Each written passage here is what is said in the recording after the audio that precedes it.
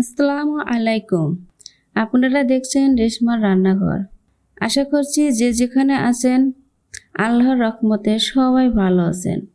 আপনাদের জন্য আমার আজকের রেসিপি হচ্ছে কোনো বাটাবাটি ঝামেলা ছাড়া ডিম ভুনা। এই ডিম ভুনা খেতে যেমন মজা, তৈরি করা অনেক সহজ। এখানে 7টা ডিম আগে থেকে সেদ্ধ করে খোসা ছাড়াই এভাবে কেটে নিতে হবে। তেল, লবণ, হলুদের গুঁড়া দিয়ে ডিম ভেজে নিতে হবে।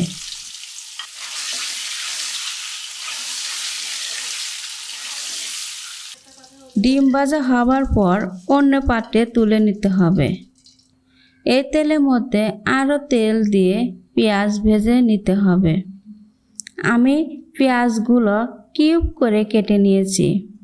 এই ডিম ভুনায় এইভাবে পেঁয়াজ কাটলে এর স্বাদ ভালো পাওয়া যায়। এইভাবে পেঁয়াজ ভেজে দিয়ে দিতে হবে মরিচের গুঁড়া, হলুদের গুঁড়া, ধনিয়ার গুঁড়া দিয়ে পেঁয়াজের সাথে 30 সেকেন্ড ভেজে দিয়ে দিতে হবে কাঁচামরিচ কাটা দিয়ে পেঁয়াজ কষিয়ে নেওয়ার জন্য দিয়ে দিতে হবে পানি।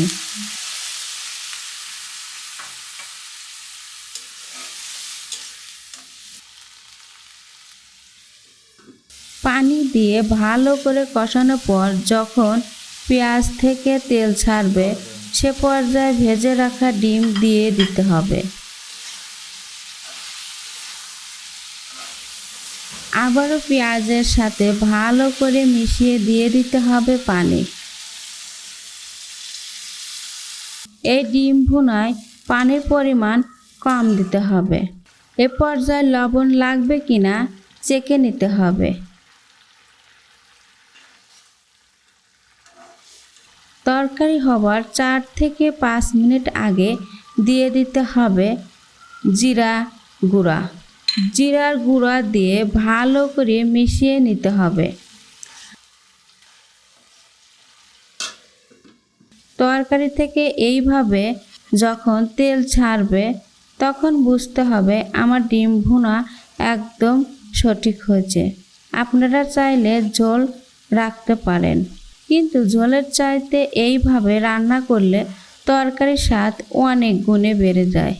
আশা করছি আমার আজকের সহজ রেসিপি আপনাদের কাছে ভালো লাগবে। এত সময় যারা আমার ভিডিও দেখলেন, দেখার জন্য ধন্যবাদ। আজ এ পর্যায়ে আল্লাহ হাফেজ।